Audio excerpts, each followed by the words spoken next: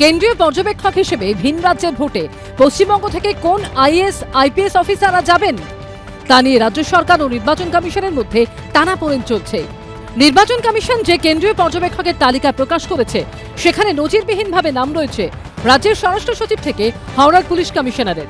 কিন্তু এবার জাতীয় নির্বাচন কমিশনকে বিকল্প 9 জন অফিসারের নামের তালিকা পাঠালো নবান্ন। চলতি বছরে পশ্চিমবঙ্গ ছাড়াও ভোট রয়েছে কেরল, তামিলনাড়ু, অসম এবং পুদুচেরিতে। এই প্রেক্ষাপটে 5 রাজ্যের নির্বাচনী প্রক্রিয়া নজরদারির জন্য কেন্দ্রীয় পর্যবেক্ষক নিয়োগ করা হয়, যেখানে এই রাজ্যের মোট 25 জন আইএএস এবং আইপিএস অফিসারের নাম রাখা হয়। তাৎপর্যপূর্ণভাবে সেই তালিকায় নাম ছিল পশ্চিমবঙ্গের স্বরাষ্ট্র সচিব জগদীশ প্রসাদ মিনা এবং হাওড়ার পুলিশ কমিশনার প্রবীণ ত্রিপাঠীরও। স্বরাষ্ট্র সচিব জগদীশ প্রসাদ মিনাকে তো ট্রেনিং নিতেও নির্দেশ দেয় নির্বাচন কমিশন। তাদের তরফে যুক্তি দেওয়া হয়, পর্যবেক্ষক নিয়োগ নিয়ে 4 বার রিমাইন্ডার দেওয়া হয়েছিল, কিন্তু রাজ্য সরকার কোনো তালিকা দেয়নি। তারপরই স্বরাষ্ট্র সচিব ও হাওড়ার পুলিশ কমিশনারকে পর্যবেক্ষক হিসেবে নিয়োগ করা হয়। সূত্রের খবর, এতে তীব্র আপত্তি জানিয়েছে নবান্ন। স্বরাষ্ট্র সচিব সহ 9 অফিসারের বিকল্প হিসেবে অন্য 9 জন আইএএস অফিসারের নামের তালিকা নির্বাচন কমিশনকে পাঠিয়েছে রাজ্য সরকার। বৃহস্পতিবার মুখ্যমন্ত্রী মমতা বন্দ্যোপাধ্যায়ের উপস্থিতিতে উচ্চ পর্যায়ের বৈঠক হয়। সেখানেই 9 জন বিকল্প আইএএস অফিসারের নাম চূড়ান্ত করা হয়। এই ইলেকশন কমিশন যে একেবারে নিরপেক্ষ নয় সে ব্যাপারে কোনো সন্দেহ নেই। আমরা অনেকবার করেছি, হরিয়ানায় করেছি, আসামে করেছি, অনেক জায়গায় ডিউটি করেছি।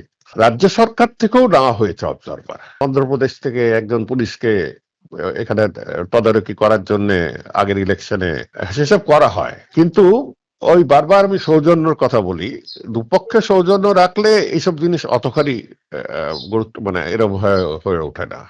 ভোটের সময় কেন্দ্রীয় পর্যবেক্ষকদের বেছে নেওয়ার নিয়মটা ঠিক কি? অবজারভার করার রীতি হচ্ছে যে government of India joint secretary র্যাঙ্কের বা এডিশনাল সেক্রেটারি র্যাঙ্কের লোককেই সাধারণত করা হয়। এই মধ্যেই সীমাবদ্ধ হয় এবং চিরাচরিত রীতি হচ্ছে রাজ্য একটা প্যানেল পাঠায় এই রেঞ্জে, তার মধ্যে থেকেই কমিশন সিলেক্ট করে। এটাই হয়ে এসেছে এবং ডিজি, সিপি, চিফ সেক্রেটারি ইত্যাদি পোস্টকে সাধারণত নেওয়া হয় না। ব্যক্তিগত অসুবিধার কারণ জানিয়ে রাজ্যের 2 জন আইপিএস অফিসার পর্যবেক্ষক হিসেবে দায়িত্ব না নিতে চেয়ে মুখ্য নির্বাচনী আধিকারিককে জানিয়েছেন। সেক্ষেত্রেও বিকল্প 2 জনের নাম দেওয়া হয়েছে। সুমন ঘরাই, রুমা পাল ও কৃষ্ণেন্দু অধিকারীর রিপোর্ট, এবিপি আনন্দ।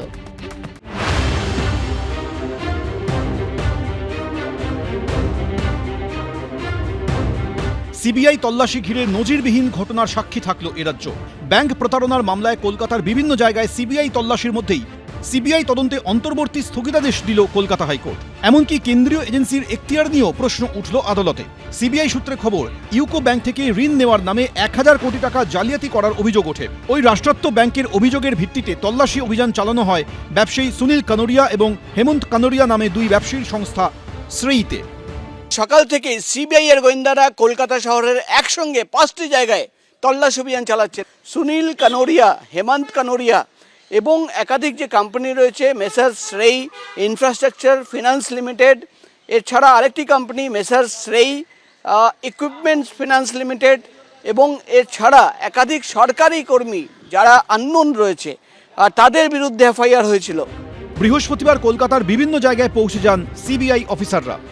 তল্লাশি অভিযানে এখানে এসআরইআই এর যে কোম্পানি রয়েছে, এই যে ফাইন্যান্স কোম্পানি, সেই ফাইন্যান্স কোম্পানির কোটি কোটি টাকা, প্রায় জানা যাচ্ছে যে কয়েকশো কোটি টাকা, যে কোটি টাকার কিন্তু প্রতারণা হয়েছে এমনটাই অভিযোগ আছে তাদের কাছে। গেট বাইরে দিয়ে বন্ধ করে ভেতরে যারা রয়েছেন কর্মীরা তাদেরকে জিজ্ঞাসাবাদের প্রক্রিয়া চলছে।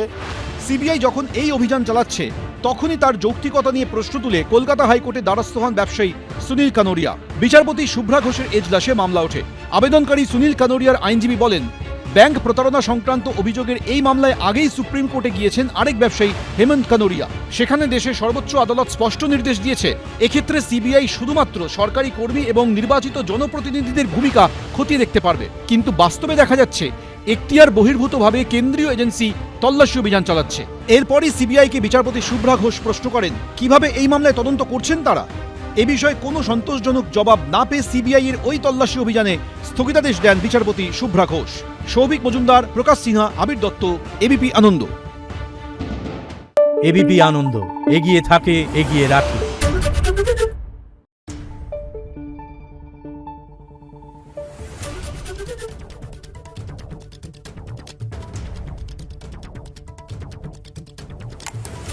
রিপোর্ট।